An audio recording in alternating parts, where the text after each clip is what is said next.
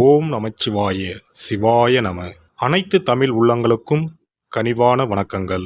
நாம் இந்த பதிவில் பெயர்ச்சி அடையும் செவ்வாய் பகவான் உங்கள் ராசிக்கு என்னென்ன பலன்களை தரப்போகிறார், அதற்கான பரிகாரம் என்ன என்பதனை பற்றி விரிவாக காண்போம். உங்கள் வாழ்வில் வளமும் நலமும் செல்வ செழிப்பும் பெற எல்லாம் வல்ல இறைவனை வேண்டி விரும்பி கேட்டுக்கொள்கிறேன். நவ கிரகங்களின் தளபதியாக செவ்வாய் பகவான் விளங்கி வருகிறார். இவர் மேசம் மற்றும் விருச்சிக ராசியின் அதிபதியாக திகழ்ந்து வருகிறார். செவ்வாய் பகவான் 45 நாட்களுக்கு ஒரு முறை தனது இடத்தை மாற்றுகிறார். இவருடைய இடமாற்றம் மிகவும் முக்கியமானதாக கருதப்படுகிறது. நவ கிரகங்கள் அவ்வப்போது தங்களது இடத்தை மாற்றுவார்கள். அதற்காக சில காலமும் எடுத்துக்கொள்வார்கள்.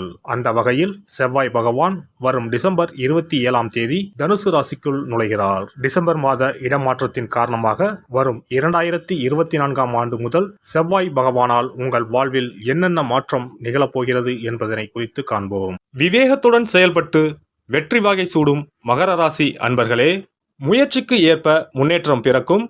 உறவுகளுடன் அனுசரித்து நடந்து கொள்வது நல்லது. சோம்பலால் சில செயல்களில் தாமதம் ஏற்படும். மறதி சார்ந்த பிரச்சனைகள் தோன்றி மறையும். எந்த சூழ்நிலையையும் சமாளிக்கும் தன்னம்பிக்கை உண்டாகும். சுகபோக விஷயங்களில் நாட்டம் ஏற்படும். சமூக பணிகளில் இருப்பவர்களுக்கு செல்வாக்கு அதிகரிக்கும். உடன் பிறந்தவர்களின் மூலம் அனுகூலம் உண்டாகும். பலதரப்பட்ட மக்களின் தொடர்பு கிடைக்கும். வழக்கு சார்ந்த பணிகளில் எதிர்பார்ப்புகள் நிறைவேறும்.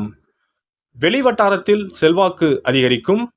மனை சார்ந்த செயல்களில் ஆதாயம் உண்டாகும். குடும்ப உறுப்பினர்களின் ஒத்துழைப்பு கிடைக்கும். பயணங்களின் மூலம் புதிய அனுபவம் ஏற்படும். தொழில் நிமித்தமான புதிய சிந்தனைகள் உண்டாகும். அரசு தொடர்பான பணிகளில் காலதாமதம் ஏற்படும். உடல் ஆரோக்கியம். உடல் ஆரோக்கியத்தில் அவ்வப்போது சிறு சிறு இன்னல்கள் ஏற்பட்டு நீங்கும்.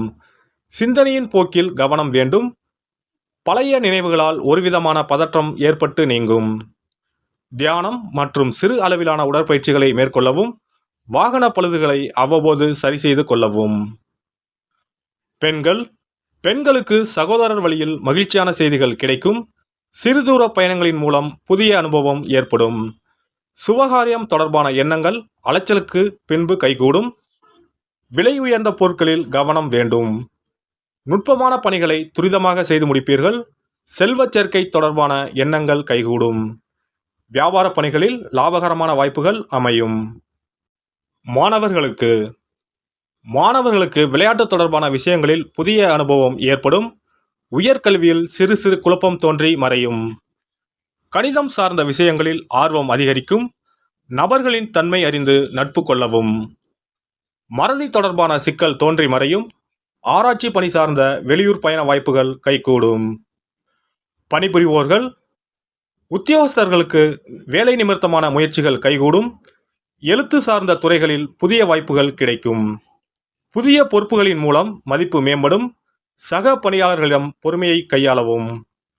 மற்றவர்களை பற்றிய கருத்துக்களில் கவனம் வேண்டும். அறிமுக நபர்களிடம் தனிப்பட்ட விஷயங்களை பகிர்வதை தவிர்க்கவும். வெளியூர் பணி வாய்ப்புகளில் சிந்தித்து செயல்படவும். வியாபார பணிகளில் உழைப்புக்கு ஏற்ற லாபமும் முன்னேற்றமும் உண்டாகும். வேலையாட்களிடம் அனுசரித்து செல்வதன் மூலம் ஒத்துழைப்பு அதிகரிக்கும். வர்த்தகம் தொடர்பான பணிகளில் ஆலோசனை வேண்டும். கூட்டாளிகளின் எண்ணங்களை புரிந்து செயல்படுவீர்கள். கூட்டாளிகளிடம் பொறுமையை கடைபிடிப்பது நல்லது. அரசு தொடர்பான பணிகளில் சூழ்நிலைக்கு ஏற்ப செயல்படவும். கலைஞர்கள் கலை சார்ந்த துறையில் புதுவிதமான மாற்றங்களை செய்வீர்கள். வாழ்க்கை துணைவரின் எண்ணங்களை புரிந்து கொள்வீர்கள். அரசு வழியில் சில உதவிகள் கிடைக்கும். காரசாரமான பேச்சுக்களை குறைத்துக் கொள்ளவும். வரவுக்கு ஏற்ப செலவுகள் உண்டாகும். ஆடம்பரமான சிந்தனைகளை குறைத்துக் கொள்ளவும். பெருந்தன்மையான செயல்பாடுகளால் மதிப்பு மேம்படும். அரசியல்வாதிகளின் சாதுரியமான பேச்சுக்களின் மூலம் புதிய மாற்றங்களை உருவாக்குவீர்கள். பலதரப்பட்ட மக்களின் அறிமுகம் கிடைக்கும். திறமைக்கு ஏற்ப செல்வாக்கும் பாராட்டுகளும் அதிகரிக்கும். எதிராக இருப்பவர்களை அறிந்து கொள்வீர்கள். வழக்கு பணிகளில் சில மாற்றமான சூழல் ஏற்படும். வெள்ளிக்கிழமை தோறும் நல்லெண்ணெய் தீபம் ஏற்றி லட்சுமி நரசிம்மரை வழிபாடு செய்து வர செய்யும் முயற்சிகளில் உள்ள தடைகள் நீங்கும். நவ கிரகங்களில் சூரியனுக்கு அடுத்தபடியாக செயல் ஆற்றல் உள்ள கிரகம் செவ்வாய். ஆளுமை திறன், ஆற்றல், வீரம், அதிகாரம் செய்தல், வளைந்து கொடுக்காத தன்மை, தர்மம், நீதி, நேர்மை, நியாயம் போன்ற அம்சங்கள் கொண்ட கிரகம் செவ்வாய். செவ்வாய் பலமாக இருந்து நல்ல ஆதிபத்தியம் பெற்று அவரது தசை நடக்குமானால் சகோதர சகோதரிகள் மூலம் பெரும் அனுகூலம் ஏற்படும். பெரிய பதவிகளில் உள்ளவர்கள், தொழில் அதிபர்களின் தொடர்பு கிடைத்து அதன் மூலம் முன்னேற்றம் உண்டாகும். பலமற்ற ஆதிபத்தியம் பெற்று தசை நடக்குமானால் கீழே விழுவதும் அடிபடவும் நேரிடும். வாகன விபத்துக்களை சந்திக்க நேரிடும். இரத்த காயங்கள், வெட்டுக்காயங்கள், இரத்த சம்பந்தமான நோய், சித்தப்பிரமை, தலையில் அடிபடுதல் போன்றவற்றை ஏற்படுத்துவார் செவ்வாய் பகவான்.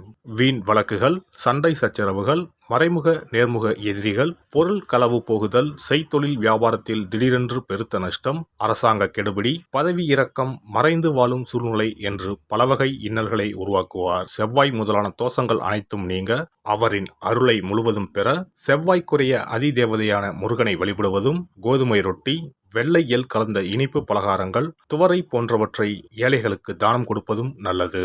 செவ்வாய் கிழமைகளில் விரதம் இருந்து செவ்வாய் பகவானுக்கு விளக்கேற்றுவது, சஷ்டி விரதம், கிருத்திகை விரதம் மேற்கொள்வது, தினமும் கந்த சஷ்டி கவசம் படிப்பது நல்லது. மேலும் செவ்வாய்க்குரிய கல்லான பவளக்கல்லை மோதிரத்தில் பதித்து அணிவது, சிவப்பு நிற ஆடையை அணிந்து கொள்வது, செப்பு பாத்திரங்களை உபயோகிப்பது போன்றவற்றால் செவ்வாயால் உண்டாகக்கூடிய தோஷங்கள் குறையும். செவ்வாய் பகவானுக்கு செய்யும் பரிகாரங்கள் அனைத்தும் முருகனுக்கு உகந்தது என்பதால் முருகனின் திருவருளும் கிட்டும். திருமண வாழ்க்கையில் செவ்வாய் பகவானுக்கு முக்கிய பங்கு உண்டு. திருமணத்துக்கு வரன் பார்க்கும்போது பிள்ளைக்கோ அல்லது பெண்ணுக்கோ செவ்வாய் தோஷம் இருக்கிறதா என்றுதான் முதலில் கேட்பார்கள். அந்த அளவுக்கு செவ்வாய் தோஷம் மிகவும் முக்கியமானதாக பார்க்கப்படுகிறது. ஒருவரின் ஜனன ஜாதகத்தில் லக்னம், சந்திரன், சுக்கிரன் ஆகியோருக்கும் செவ்வாய் இருக்கும் இடத்திற்கும் உள்ள தொடர்பை கொண்டுதான் செவ்வாய் தோஷம் ஒருவரின் ஜாதகத்தில் எந்த அளவுக்கு வலிமையாக இருக்கிறது என்பதை கணிக்க முடியும். செவ்வாய் தோஷம் இருக்கிறது என்றால் நம்பிக்கையோடு மிக எளிய பரிகாரங்களை செய்வதன் மூலம் தோஷ நிவர்த்தி பெறலாம். செவ்வாய் தோஷம் என்பது திருமண தடையை ஏற்படுத்துவது மட்டுமல்லாமல் மேலும் பல இடையூறுகளையும் ஏற்படுத்தும். எனவே செவ்வாய் பகவானை செவ்வாய் தோறும் செவ்வாய் ஹோரையில் வழிபடுவதும், செவ்வாய்க்குரிய கடவுளான முருகப்பெருமானை 9 நெய் தீபம் ஏற்றி வழிபடுவதும் செவ்வாய் தோஷத்தினால் ஏற்படக்கூடிய அசுப பலன்களின் தாக்கத்தை பெரிதும் குறைக்கும் என்பது ஐதீகம். செவ்வாய் தோஷம் ஒருவருக்கு இருந்து ஒருவருக்கு இல்லை என்றால் திருமணம் செய்யக்கூடாது என்பது சாஸ்திரம். இருவருக்கும் இந்த தோஷம் இருந்தால் திருமணம் செய்து வைக்கலாம் என்று சிலர் சொல்வார்கள். ஆனால் பொதுவாக தோஷம் ஒருவருக்கு இருந்தாலும் சரி அல்லது இருவருக்குமே இருந்தாலும் சரி, தக்க ஜோதிடர்களை ஆலோசித்து முறைப்படி பரிகாரங்கள் செய்வதுதான் சரி. செவ்வாய் தோஷத்தால் திருமண தடை உள்ளவர்கள் வைத்தீஸ்வரன் கோவிலுக்கு வந்து அரசமரத்தடி விநாயகர் ஆதி வைத்தியநாதரை வழிபட்டு ஆலமரத்தை சுற்றி வர வேண்டும். வைத்தியநாத சுவாமி, தையல்நாயகி அம்மன், செவ்வாய்க்கு அதிதேவதையான முருகப்பெருமானை வழிபட வேண்டும். சன்னதியில் உள்ள செவ்வாய் பகவானுக்கு சிகப்பு வஸ்திரம் சாத்தி அபிஷேகம் செய்து பரிகாரம் செய்ய தடைகள் நீங்கும்.